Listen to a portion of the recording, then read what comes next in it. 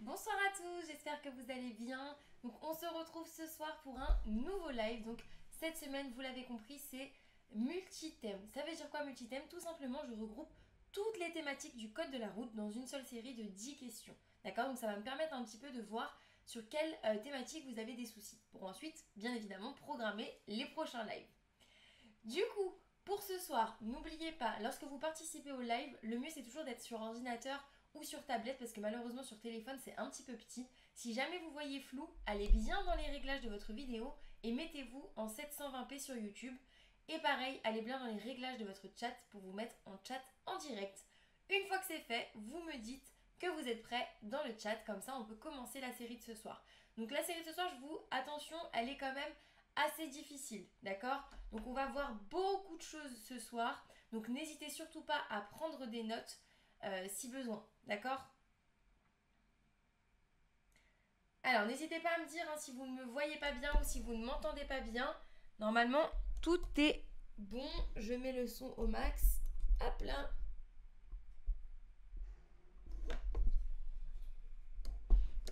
Voilà.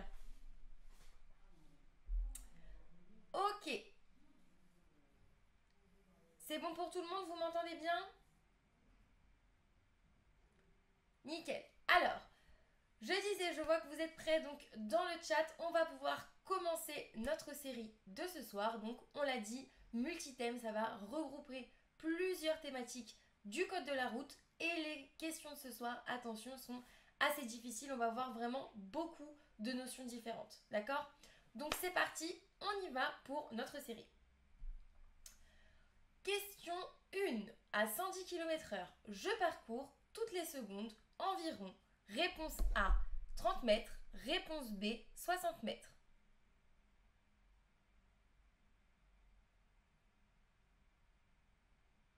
Donc à 110 km/h, je parcours toutes les secondes environ. Réponse A, 30 mètres. Réponse B, 60 mètres.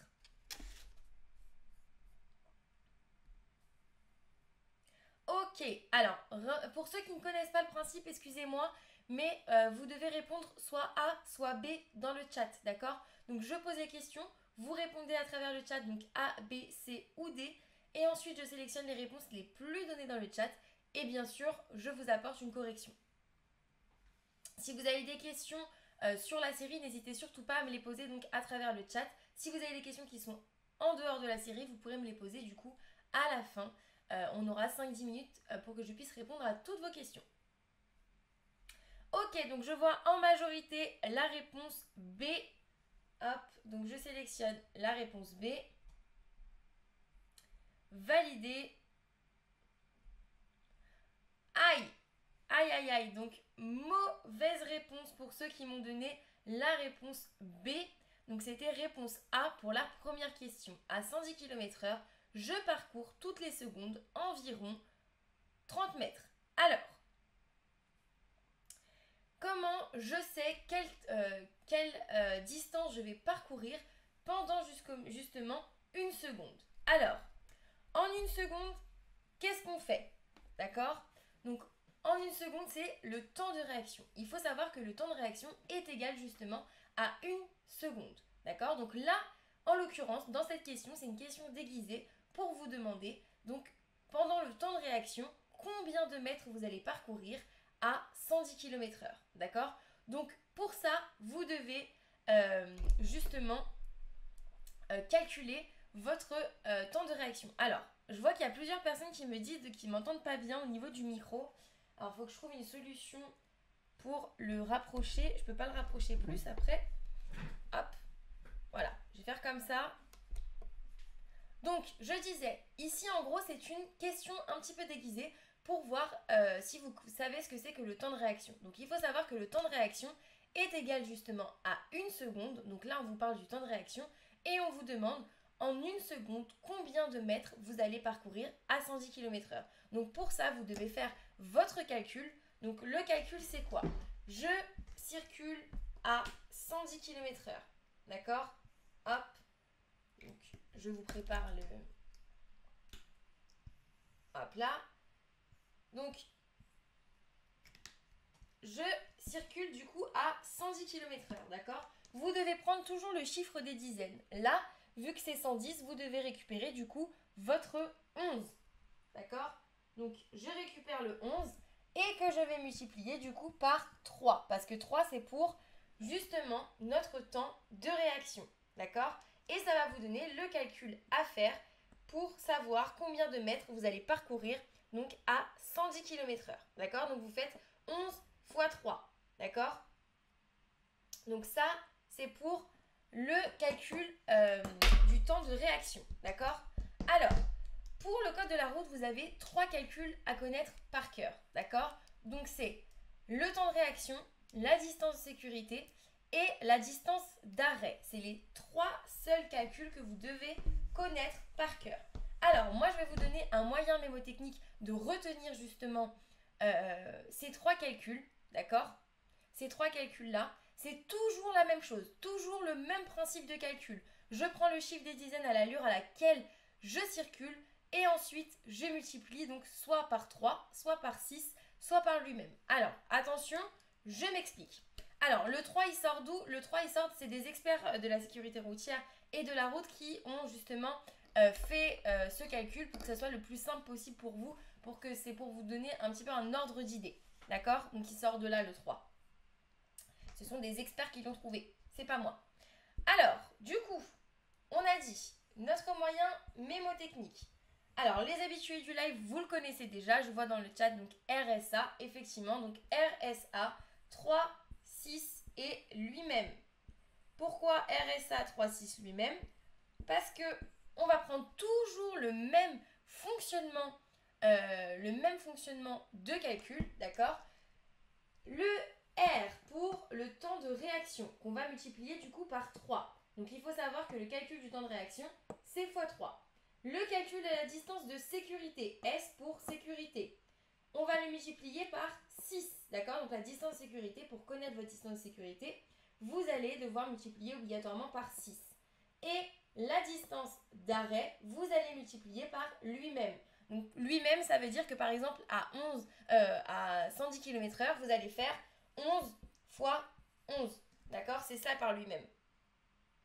Donc ça, c'est pour la distance d'arrêt. D'accord? Donc R pour réaction, S pour sécurité, A pour arrêt. D'accord? RSA 3, 6 lui-même. D'accord? Donc ça, vous devez le connaître par cœur.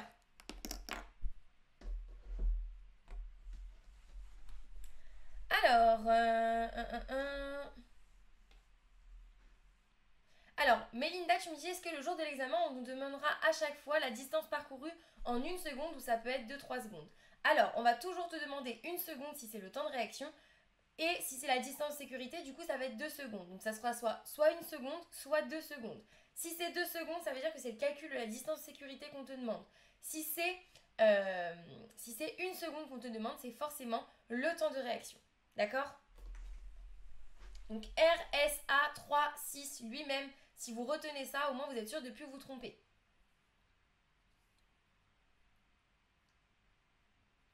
Comment on sait pour cette question qu'il faut multiplier par 3? Alors, dans cette question, comment je devine qu'on doit multiplier par 3? Parce que on vous demande toutes les secondes. Donc en gros, en 1 seule seconde, combien de mètres vous allez parcourir. Et il faut vous rappeler que du coup, le temps de réaction est égal à 1 seconde. D'accord? La distance sécurité, elle est égale à 2 secondes. Ok? Comme ça, vous allez pouvoir savoir ce qu'on vous demande exactement comme calcul. Alors, si vous avez besoin de plus d'explications sur tout ce qui est distance, vous avez donc le lien qui est épinglé juste en haut. D'accord? Juste en haut dans le chat, vous avez le lien du live court que j'ai fait spécialement sur les distances. D'accord? Donc, n'hésitez pas à aller faire un tour dessus à la fin du live si vous avez besoin de plus d'explications là-dessus. Alors, Dounia, quand tu me dis lui-même, je n'ai pas compris. D'accord? Donc, lui-même, ça veut dire que tu vas le multiplier le chiffre que tu as sélectionné.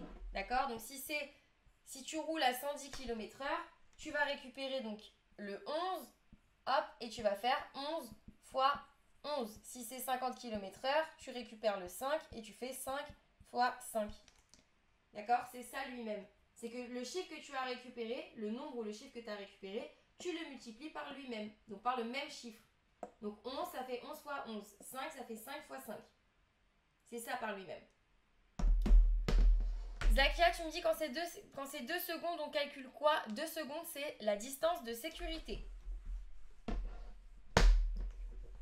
Voilà, n'hésitez pas à aller après ouvrir le lien qu'on vous a mis, vous copiez-coller et après le live, vous pouvez aller voir si vous voulez en replay le cours spécialement dédié aux distances. Allez, question suivante, c'est parti. Donc question 2. Dans ces conditions, j'utilise les feux de brouillard. Réponse A, avant. Réponse B, arrière. Je circule à 50 km/h, oui ou non? Donc à vous de jouer.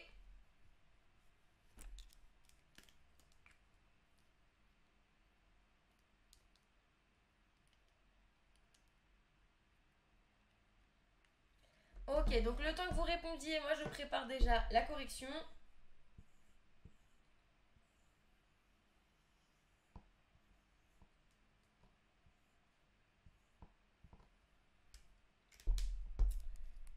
Alors, dans ces conditions, j'utilise les feux de brouillard avant, arrière, je circule à 50 km/h, oui ou non? On analyse bien son image et on réfléchit aux règles générales qu'on a apprises.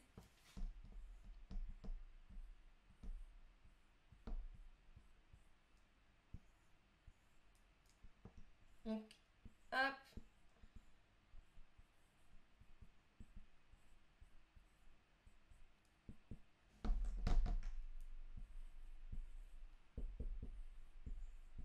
Ok, allez, j'ai fini. Du coup, réponse A, B et C en majorité. Donc, je sélectionne vos réponses A, B, C. Validé. Aïe, aïe, aïe. Aïe, aïe, aïe, aïe, aïe. Donc, petite erreur pour la deuxième partie de la question. Donc, réponse A, B et D pour la question numéro 2. Donc, dans ces conditions, j'utilise les feux de brouillard avant et arrière. Comment je sais quel feu j'utilise? On a ici du brouillard, d'accord? Donc, quand il y a du brouillard, vous devez obligatoirement utiliser les feux de brouillard avant et les feux de brouillard arrière.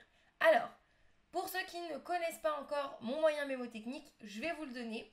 Donc, clac, mon super schéma magnifique. Alors, c'est quoi? Ce schéma, donc c'est censé être une voiture. Et ce que j'ai entouré, c'est les feux, d'accord? Donc, feu de brouillard avant, feu de brouillard arrière. En gros, vous devez vous dire obligatoirement, donc, la petite histoire. Lorsque je monte dans une voiture, d'accord? Les parents sont assis à l'avant du véhicule. Alors, je suis désolée, vu que je suis proche, j'essaie de me rapprocher pour le micro. Donc, les parents sont assis à l'avant du véhicule et ils vont à la BNP. Pourquoi BNP? Pour brouillard, neige, pluie. C'est un moyen mémotechnique. D'accord? Donc, les parents, ils sont assis à l'avant du véhicule et ils vont à la BNP. Du coup, j'utilise les feux de brouillard avant en cas de brouillard, de neige et de pluie. Par contre, les enfants, eux, ils sont assis à l'arrière du véhicule. D'accord? Donc, je vais utiliser les feux de brouillard arrière en cas de BN. Donc, on pense que les enfants, ils sont en train de manger des BN. Donc, vous connaissez tous les gâteaux BN. Et BN pour brouillard et neige. D'accord? Donc, je vais utiliser les feux de brouillard arrière en cas de brouillard ou de neige. D'accord? Donc, ici, dans la situation, sur l'image, on voit qu'il y a du brouillard. Donc, on doit utiliser les feux avant et les feux arrière. D'accord? Hop. Donc, ça, c'est pour la première partie de la question. Pour la deuxième partie de la question, je circule à 50 km/h. Non, vous ne devez pas, vous ne devez surtout pas circuler à 50 km/h dans ces conditions-là. Pourquoi? Alors, attention, je vous explique. Là, ici, ce qu'on vous demande, c'est est-ce que je circule à 50 km/h par rapport au manque de visibilité. Ok? Donc, la visibilité, je vous rappelle la règle des 3,50, d'accord? Donc, la règle des 3,50, c'est quoi? C'est lorsque la visibilité, elle est inférieure à 50 mètres, d'accord? Donc, ça veut dire que vous ne pouvez pas voir le véhicule qui se trouve devant vous. Ok? Là, en l'occurrence, le véhicule qui se trouve devant nous, on le voit. Ok? Donc, la règle des 3,50 ne s'applique pas. Maintenant, je vais quand même vous donner la règle des 3,50 en petit récap. Donc, on a dit, lorsque la visibilité est inférieure à 50 mètres, donc je ne peux pas voir le véhicule qui se trouve devant moi. Du coup, je dois circuler à 50 km/h maximum. Alors, Maëlys, tu me dis j'y arriverai jamais, je comprends pas. Alors déjà non, tu vas y arriver comme tout le monde, ne t'inquiète pas. Et c'est pas grave, si tu comprends pas, je vais réexpliquer. Il n'y a aucun souci. Donc, la visibilité, je vais vous montrer le tableau pour que ce soit plus clair, hein, d'accord? Donc, la visibilité est inférieure à moins de 50 mètres, donc ça veut dire que c'est uniquement dans les questions où vous ne pouvez pas voir les véhicules qui se trouvent juste devant vous. D'accord? Ici, on peut voir le véhicule, donc la règle ne s'applique pas. Et, hop.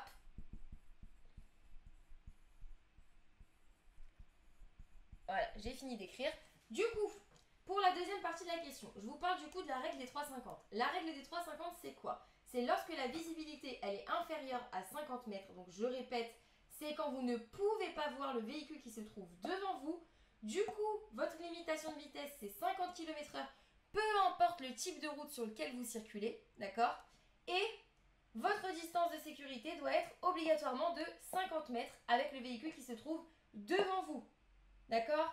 Donc, distance de sécurité de 50 mètres, on circule à 50 km/h et si la visibilité elle est inférieure à moins 50. Voilà vos 3,50.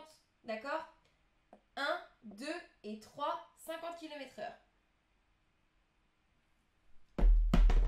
Donc voilà la règle des 3,50. Mais ici, dans cette situation-là, ça ne s'applique pas étant donné qu'on voit le véhicule qui se trouve devant nous. D'accord? Donc c'est lorsque vous... Ça s'applique uniquement lorsque vous ne pouvez pas voir le véhicule qui se trouve juste devant vous, genre le véhicule qui se trouve à 50 mètres devant vous.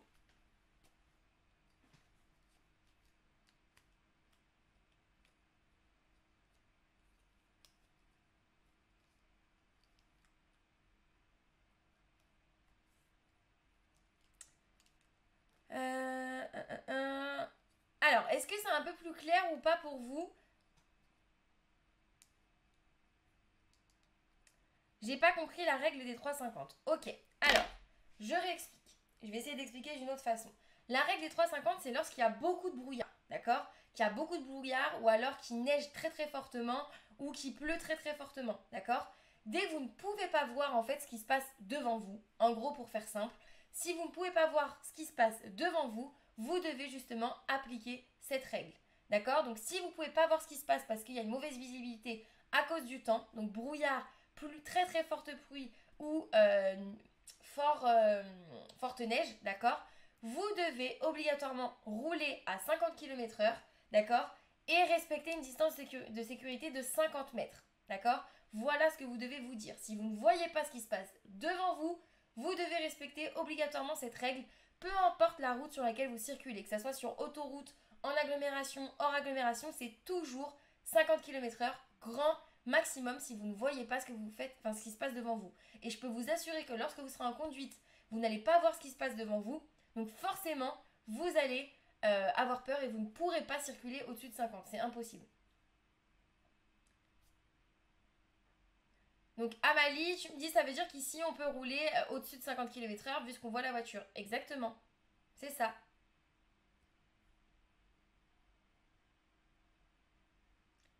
Donc comme vous voyez le véhicule devant vous, vous pouvez circuler à plus de 50 km/h. Si vous ne le voyez pas, dans ce cas-là, c'est l'inverse, d'accord? On doit rester à 50 maximum.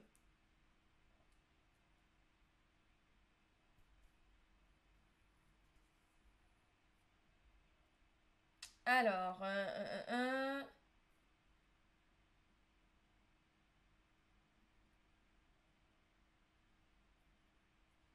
c'est bon pour vous?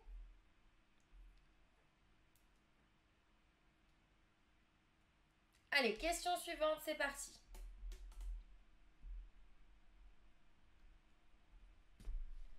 En période probatoire, je suis en infraction si mon alcoolémie est de réponse A 0,10 g par litre de sang, réponse B 0,10 mg par litre d'air expiré, réponse C 0,20 g par litre de sang, réponse D 0,20 mg par litre d'air expiré. Alors, pour la situation d'avant, vous m'avez dit, on dirait qu'on était en agglo. On n'était pas en agglomération, je pense qu'on était au niveau d'un lieu-dit. D'accord? Donc, pour ceux qui ne savent pas ce que c'est que les lieux-dits, c'est justement les zones d'habitation hors agglomération. D'accord? Donc là, on était sur un lieu dit, donc on était hors agglomération, on n'était pas en ville. C'est pour ça que c'était pas non plus limité à 50 km/h.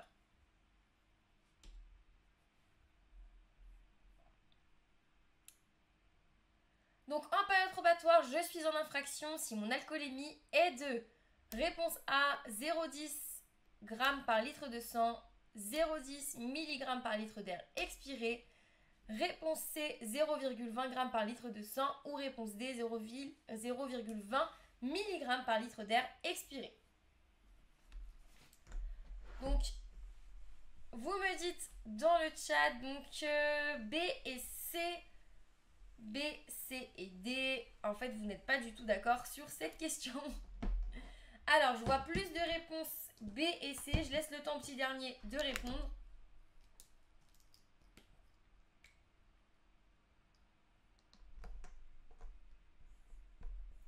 Je prépare. Ok, donc B et C en majorité. Oh. Hop. Donc B et C en majorité, je valide. Oh, je me suis trompée, là c'est moi qui ai mal, excusez-moi. C'est moi, je me suis trompée. J'ai sélectionné la réponse A alors que c'était la réponse B. Donc du coup, les réponses à cette question, excusez-moi, c'est réponse B, C et D. D'accord? Désolée. Donc dans tous les cas, B et C, ce n'étaient pas les bonnes réponses, étant donné que c'était B, C et D. D'accord? Alors, je vous explique.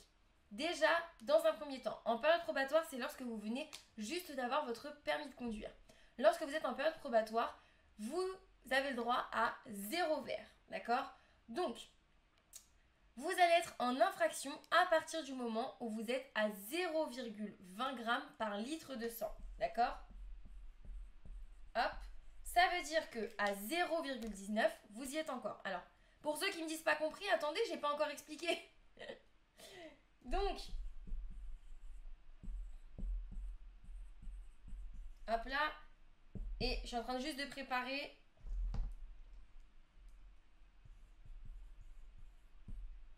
Hop, hop.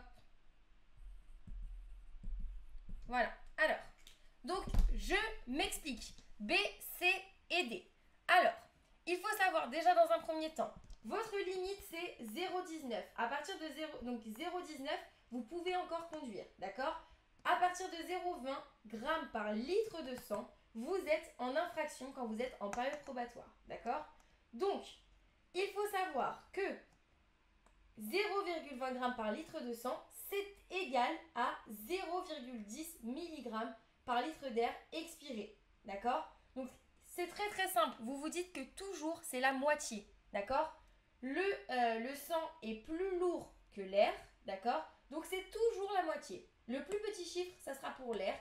Le plus gros chiffre, ça sera pour le sang. Et c'est toujours la moitié, ok? Donc, ça veut dire que 0,20 g par litre de sang, je suis en infraction, ok?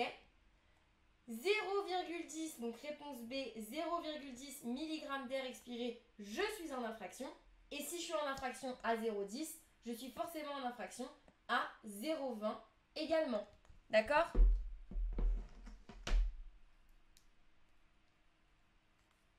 Hop. Donc, est-ce que c'est un peu plus clair ou pas? L'alcool, effectivement, c'est difficile. D'accord? Donc, il faut se dire, première chose, vous devez connaître obligatoirement les limites. D'accord?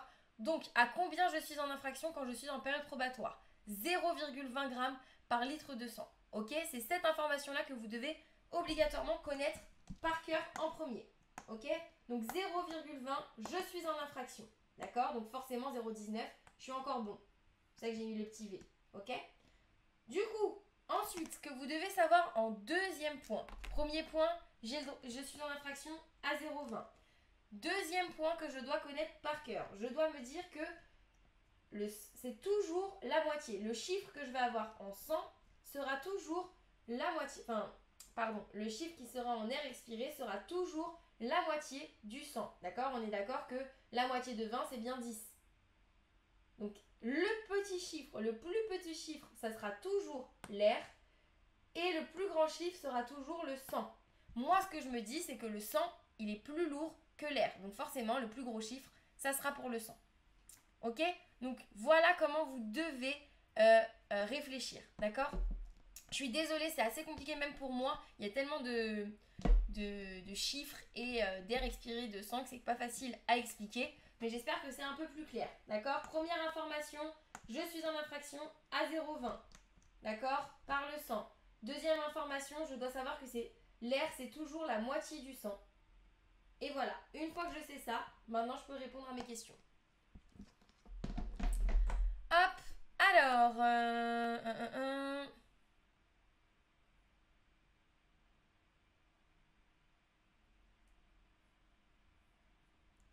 Alors Laetitia, j'ai vu ta question pour la question numéro 2 d'avant. Et non, ce n'est pas en rapport avec ça. Alors, est-ce que c'est obligé d'avoir l'éthylotest dans la voiture? Non, ce n'est pas obligé d'avoir l'éthylotest à l'intérieur de la voiture. C'est facultatif. Alors, c'est quoi la différence? La différence entre sang et air expiré, c'est tout simplement sang, c'est quand vous faites la prise de sang, d'accord? Et air expiré, c'est quand vous soufflez dans le ballon ou dans l'éthylotest. Là, par exemple, la dame, elle va avoir une mesure sur l'image, elle va avoir une mesure en milligrammes d'air expiré. Exactement, donc dans cette question-là, Diallo Omar, t'as raison, on peut conduire que uniquement si on a 0,10 g par litre de sang.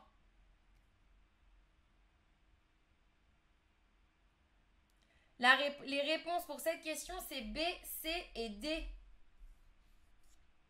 On en est à la question 3. Je vous le note. Question 3. B, C et D. Quelles sont les sanctions? Les sanctions, c'est moins 6 points sur votre permis de conduire. Je vous rappelle qu'en tant que jeune conducteur, vous n'avez que 6 points sur votre permis quand vous commencez, quand vous débutez, donc est égal à plus de permis pour vous.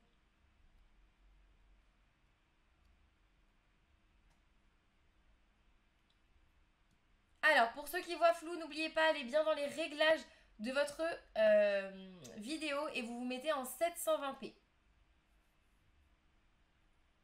Allez, c'est parti, question suivante. Question 4. J'aborde, réponse A, un carrefour à sens giratoire. Réponse B, un rond-point. Je peux tourner, réponse C, à gauche. Réponse D, à droite. Je vous l'ai dit, hein, cette série, elle est vraiment difficile. C'est fait exprès.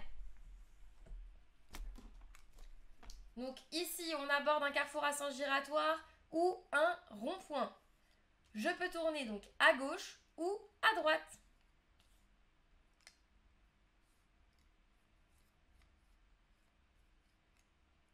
Alors, Zakia, pour les permis non probatoires, du coup, c'est 0,50 grammes par litre de sang, ce qui te donne donc la moitié en air expiré, 0,25.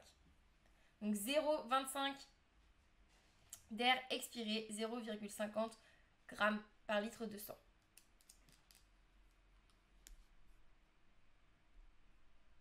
Pareil, dans les cours en replay, vous avez également un cours sur l'alcool. Hein.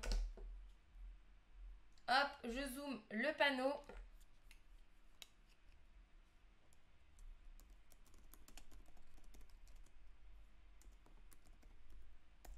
Donc attention, analysez bien votre image.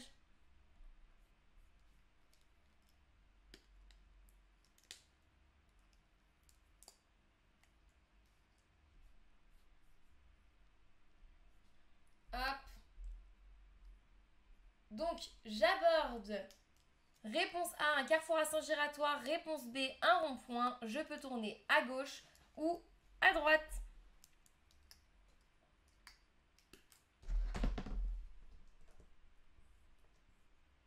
Alors, je prépare la correction.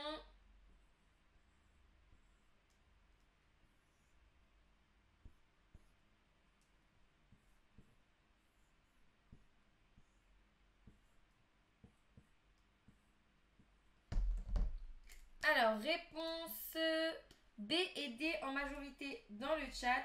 Ok. J'arrive tout de suite, je finis juste mon explication. Hop là.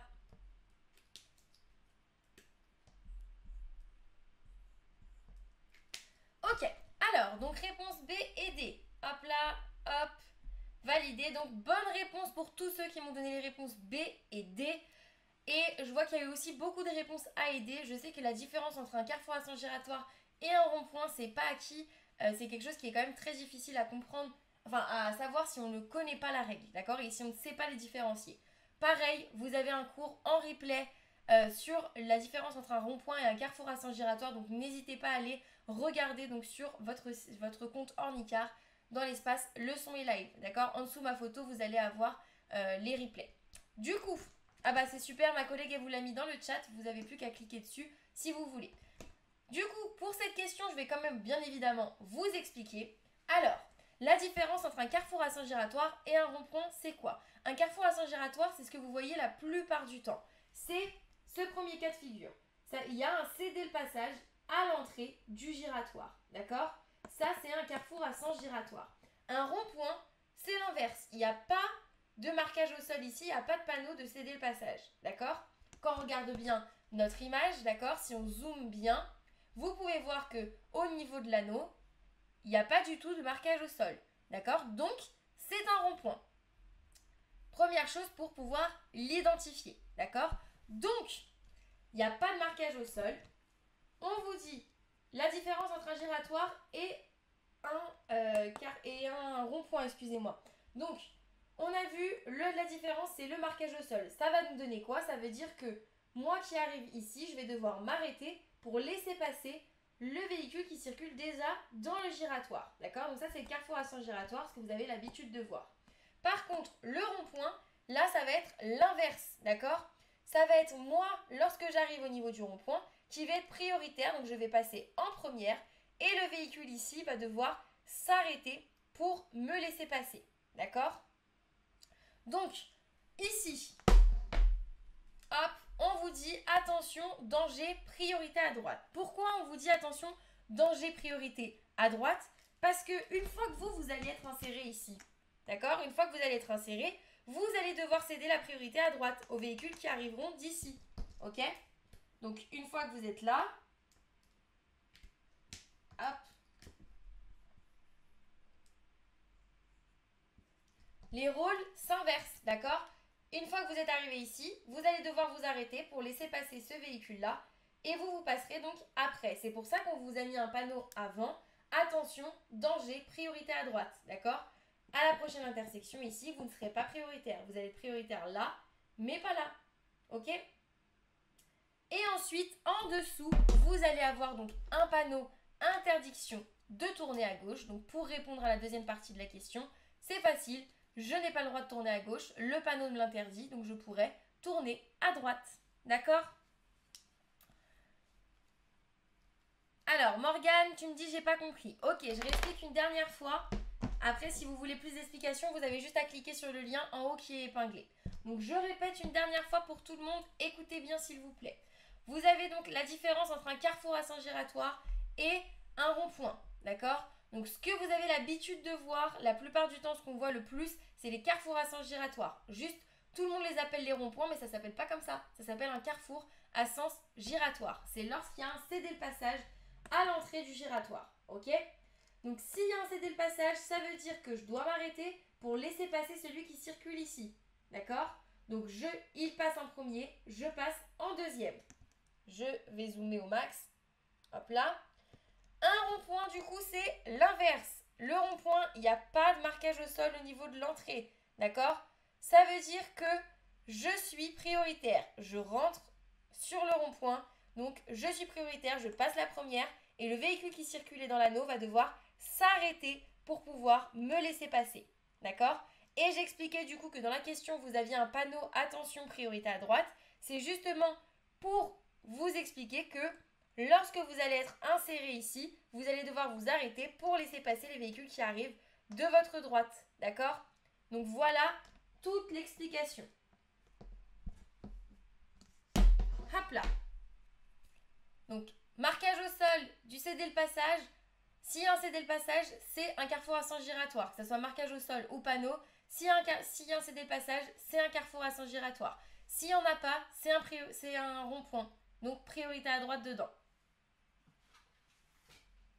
La priorité à droite, elle est toujours présente dans le cas d'un rond-point. Oui, Marine. Toujours.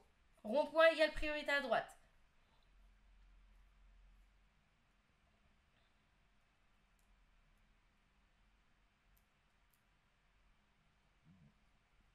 Ok, super.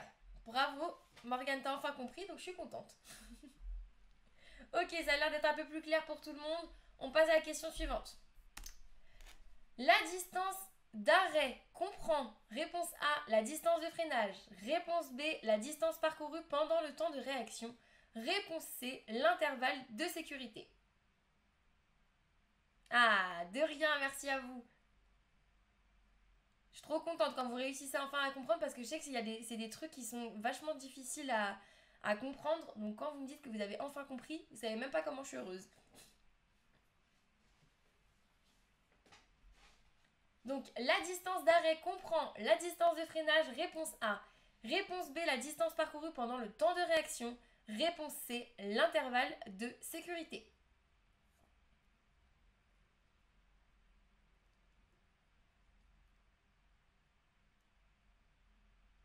Donc réponse A et B pour la majorité d'entre vous dans le chat. Donc A, B, validé.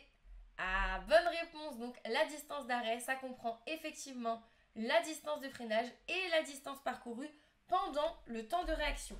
Donc je vous rappelle que le temps de réaction, c'est le temps que vous allez mettre pour réagir à une situation. Donc par exemple, il y a un chat sur la route, d'accord? Donc il y a un chat qui arrive sur la route. Le temps que je réagisse, le temps que je me dise waouh, il y a un danger, d'accord? C'est ça le temps de réaction. On l'a vu tout à l'heure, le temps de réaction, il est égal à 1 seconde, d'accord? Donc, le temps, hop, réaction, hop là, donc 1 seconde. Ensuite, on a notre distance de freinage. La distance de freinage, c'est le temps, c'est tout le temps que vous allez, enfin toute la distance que vous allez parcourir pendant le moment où vous allez commencer à appuyer sur le frein et le moment où vous allez vous arrêter complètement. D'accord? Donc ça, c'est la distance de freinage. J'appuie sur le frein jusqu'à temps que je m'arrête. C'est la distance de freinage. Ok?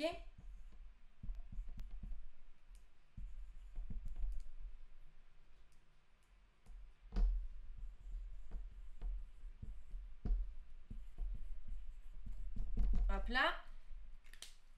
Du coup, on a dit, le temps de réaction, il est égal à 1 seconde. C'est le temps que je vais réagir à la situation. Attention, il y a un danger.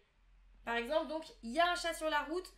Boum, je vais devoir freiner. Ça va prendre 1 seconde pour me dire je vais devoir freiner. Ensuite, boum, j'appuie sur la pédale de frein. Jusqu'à temps que je m'arrête, ça s'appelle la distance de freinage. D'accord? Du coup, l'ensemble des deux, hop là, ça va être ma distance d'arrêt. D'accord? Donc, le temps de réaction, 1 seconde. La distance de freinage, donc, c'est le moment où j'appuie sur la pédale de frein jusqu'à temps que je m'arrête. Et l'ensemble des deux, ça me donne ma distance d'arrêt. Ok? Hop là. Donc, je répète, j'ai vu, donc il y a un chat qui est sur la route, je vais devoir freiner. Ça, c'est mon temps de réaction. Je commence à freiner, distance de freinage. Je suis arrêtée, c'est ma distance de freinage toujours. Et les deux ensemble, donc ça veut dire, il y a un chat plus je m'arrête. Tout ça, c'est la distance d'arrêt. Voilà. Et je vous rappelle, temps de réaction est égal toujours à 1 seconde.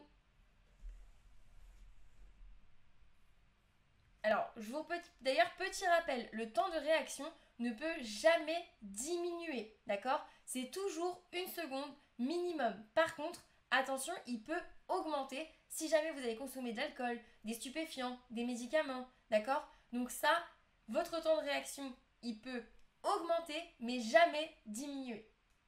Toujours 1 seconde. Alors, Noémie, c'est une série de 10 questions ce soir. Et là, on en est à la question, je sais plus combien.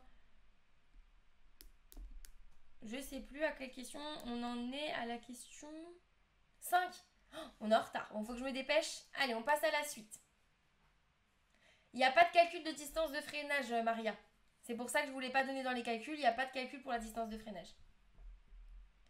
Hop, question suivante. Le limiteur de vitesse. Réponse A, maintient la vitesse de mon véhicule. Réponse B, bloque la vitesse maximale souhaitée. Rachida, tu me dis 1Y, 2Y, c'est quoi déjà? C'est la distance de sécurité. Parce que le 1Y, 2Y, ça correspond à 2 secondes. D'accord? Donc 2 secondes, c'est votre distance de sécurité.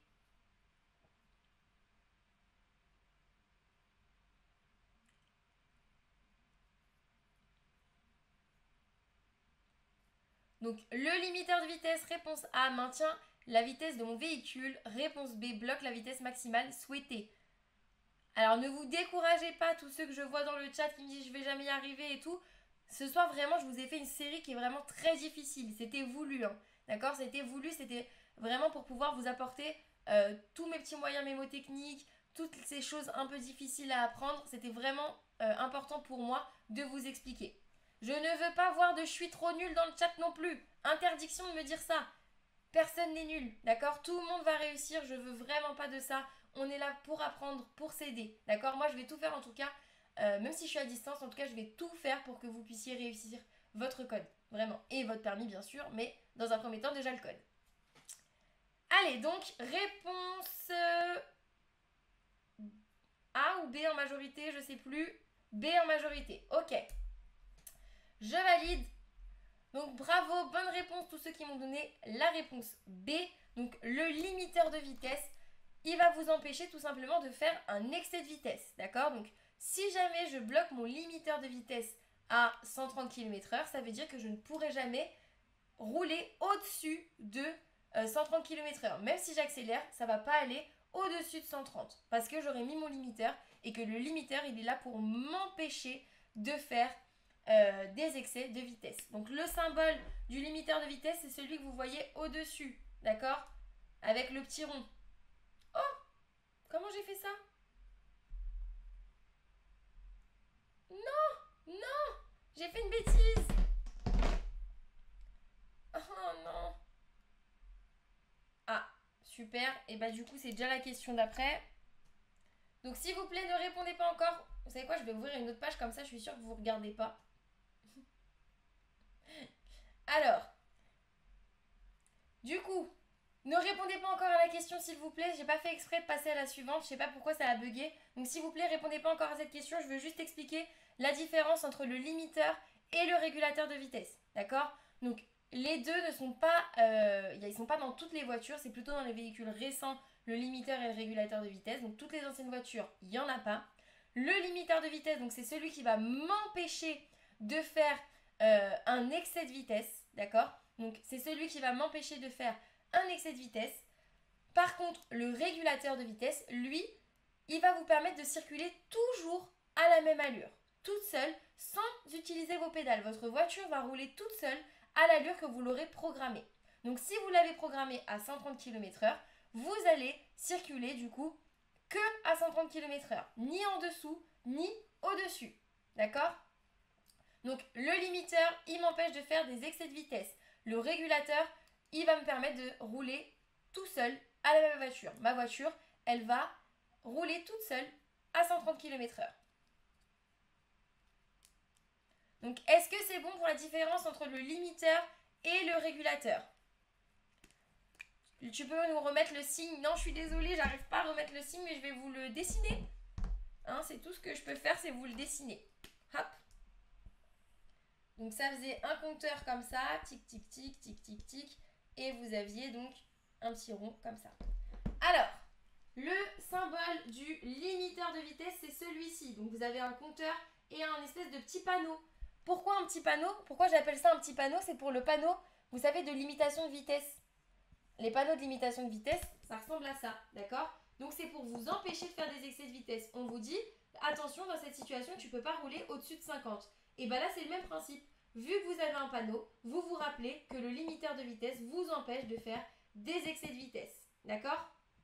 Ensuite, le régulateur de vitesse, lui, le symbole, donc c'est la même chose, c'est un petit cadran, sauf que cette fois, vous allez avoir une flèche, hop, qui va justement indiquer une seule et même allure, d'accord? Donc si vous avez réglé votre régulateur à 130, hop, votre voiture va rouler toute seule à 130 km/h sans que vous ayez besoin d'utiliser la pédale d'accélérateur, d'accord? Donc le symbole, c'est le compteur avec la flèche pour le régulateur. Voilà. Et j'ai fait tomber mon stylo, c'est pas grave. Ok, donc on passe à la question suivante. C'est parti. Je circule de préférence. Réponse A, avec les feux de position seuls. Réponse B, tout feu éteint. Réponse C, avec les feux de croisement. Et réponse D, avec les feux de route. Je vous laisse répondre, je récupère mon petit feutre en attendant.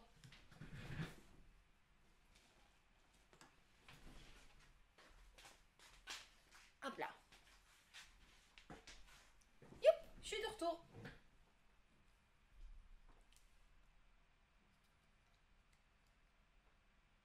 Ah, super Abdou, je suis contente si t'as bien compris.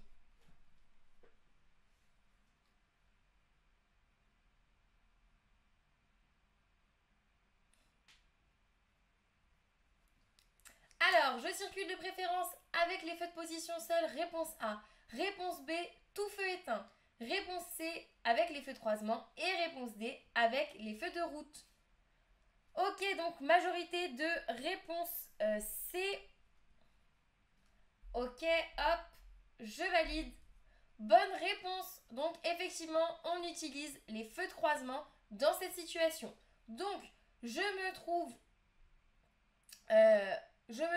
en agglomération, d'accord? Donc je suis en ville, j'ai des habitations de chaque côté de la rue, j'ai des trottoirs, d'accord? Donc je suis en agglomération. L'agglomération, elle est éclairée. Si vous regardez bien, vous voyez bien qu'il y a les lampadaires qui allument, d'accord? Donc on est en agglomération éclairée. Je vous rappelle qu'en agglomération éclairée, vous pouvez utiliser soit les feux de position seule, soit les feux de croisement. Mais attention aux termes employés dans la question. Ici dans la question, on vous dit de préférence avec quel feu vous devez circuler. Et je vous ai répété que quand on vous dit de préférence, c'est qu'on vous parle des feux de croisement. D'accord? Les feux de position seule vous permettent simplement d'être vus des autres usagers. C'est les feux qui vont en gros servir à pas grand chose pour être plus simple. D'accord? Ils vont pas éclairer grand chose. Ils vont plus simplement montrer aux autres que vous êtes là. Alors que les feux de croisement, ils vont non seulement montrer aux autres que vous êtes là, et en plus de ça, ils vont vous permettre de mieux voir, d'accord? Donc ils sont plus adaptés, d'accord? Plus sécuritaires. Donc quand on vous dit « j'utilise de préférence », vous devez répondre « les feux de croisement ». Si on vous dit « je peux utiliser, dans cette situation, quel feu je peux utiliser », là vous répondez A et C.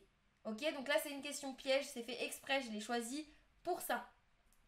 C'est vraiment pour la nuance de préférence. De préférence, quel feu j'utilise? C'est les feux de croisement. Si c'est je peux, on pouvait mettre les deux. D'accord?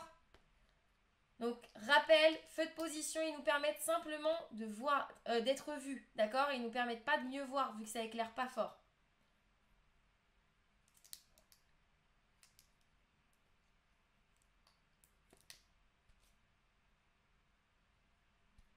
Ok, c'est bon pour tout le monde? Les feux de route, je vous rappelle que c'est uniquement lorsqu'il fait nuit noire, d'accord? Ça veut dire qu'il n'y a pas du tout d'éclairage, que ça soit en agglomération ou hors agglomération. S'il n'y a pas du tout d'éclairage et pas d'autres usagers, je dois utiliser les feux de route. Je vous rappelle le moyen mémotechnique, nuit noire égale feu de route obligatoire. Les feux de croisement, on peut les utiliser partout, en agglomération ou hors agglomération. On les utilise également en cas de mauvais temps, d'accord? Je vous rappelle, moyen mémotechnique, mauvais temps égale feu de croisement. Donc tout à l'heure, vous vous rappelez du petit schéma de la voiture avec le BN et le BNP. Donc il faudra vous rappeler que d'abord, je mets mes feux de croisement et ensuite, je complète avec les feux de brouillard avant ou les feux de brouillard arrière, ou les deux, d'accord?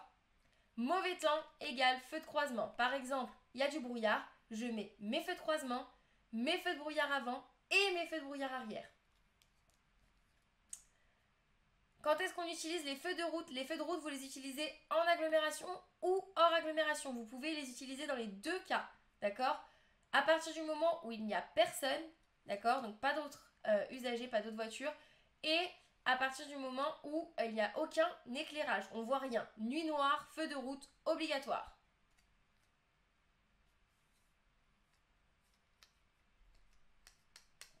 Allez, question suivante, c'est parti. On est déjà un peu en retard. Un piéton engagé sur la chaussée est toujours prioritaire hors passage piéton. Oui ou non? Même si le feu piéton est rouge, oui ou non?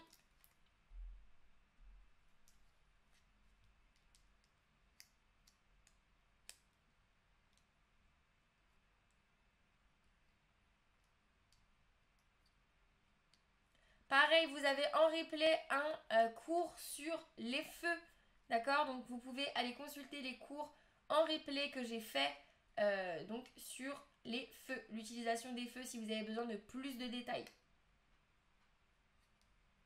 Quand je vous parle de replay, je vous parle vraiment des cours que je vous fais moi sur mesure, hein, d'accord? C'est pas les cours que vous avez en lecture sur Ornicar, c'est vraiment des cours que moi je vous crée de A à Z. Donc un piéton engagé sur la chaussée est toujours prioritaire, hors passage piéton, oui ou non? Même si le feu est rouge, oui ou non? Vous me donnez la réponse A et C. Attention à bien lire votre question, d'accord? Donc réponse A et C validée. Bonne réponse, donc bravo, vous aviez les bonnes réponses. Donc un piéton engagé, d'accord? Donc dans la question, on vous précise bien que le piéton, il est déjà engagé sur la chaussée, il est déjà sur la route. Donc il faut vous rappeler qu'un piéton, c'est toujours prioritaire à partir du moment où il est sur la route, même si justement le feu il est rouge, s'il est en dehors du passage piéton, à partir du moment où il est sur la chaussée, qu'il est engagé, il est prioritaire. Si vous ne le laissez pas passer, c'est moins 6 points sur votre permis de conduire, c'est énorme. D'accord? Donc on n'oublie pas, piéton engagé égale piéton obligatoirement prioritaire. Ok, question suivante, c'est parti. L'acuité visuelle minimale nécessaire pour le permis B est de 3 sur 10, 5 sur 10 ou 8 sur 10 dixièmes.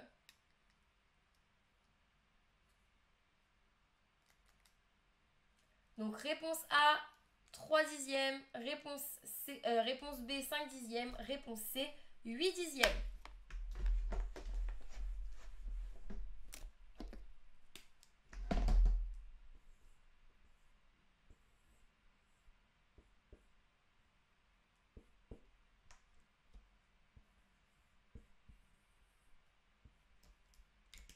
Ok, donc vous êtes tous d'accord avec la réponse B. Hop, je valide. Bonne réponse, donc parfait, vous aviez tous la bonne réponse. Donc l'acuité visuelle minimale nécessaire pour le permis B, c'est de 5 dixièmes. Il faut vous rappeler, donc moi mon moyen mémotechnique, c'était de me dire, c'est la moyenne comme à l'école. 5 sur 10, c'est la moyenne comme à l'école. Ok? Donc c'est 5 sur 10. Et je vous rappelle également que c'est sur l'ensemble des deux yeux. Ça veut dire quoi? Ça veut dire que cet œil-là plus cet œil-là, ça doit être égal à 5 dixièmes. D'accord? Donc c'est l'ensemble des deux yeux qui doit être égal à 5 dixièmes. Donc par exemple, j'ai 2 sur celui-ci, il faut que j'ai 3 sur celui-ci pour que l'ensemble fasse minimum 5.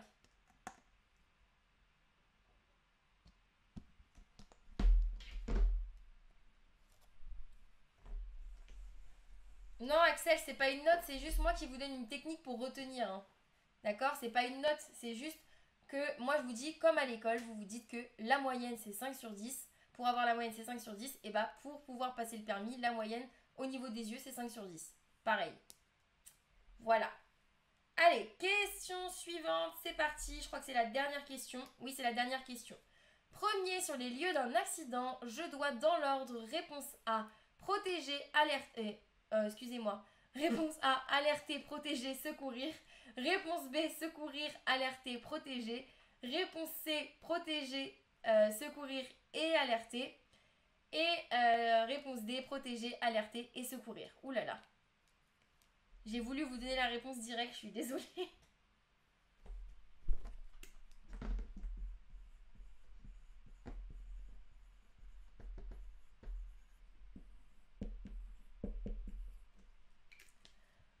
Ok, donc réponse D pour la majorité d'entre vous. Certains d'entre vous me donnent la réponse C. Donc réponse D en majorité. Hop, je valide. Bonne réponse. Donc réponse D. Quand j'arrive sur les lieux d'un accident, dans l'ordre, je dois protéger, alerter et secourir. Pareil, petit moyen mémotechnique de Cassandra. Donc, effectivement, Reda, c'est le pas. Lorsque j'arrive sur les lieux d'un accident, je ne panique pas. D'accord? Pas pour protéger, alerter et secourir. Donc voilà, moyen mémotechnique de vous rappeler de plus jamais vous tromper sur cette question. Lorsque j'arrive premier sur les lieux d'un accident, je ne panique pas, ou on ne panique pas comme vous voulez, mais dans tous les cas, c'est le pas qu'il faut retenir, pas pour protéger, alerter et secourir.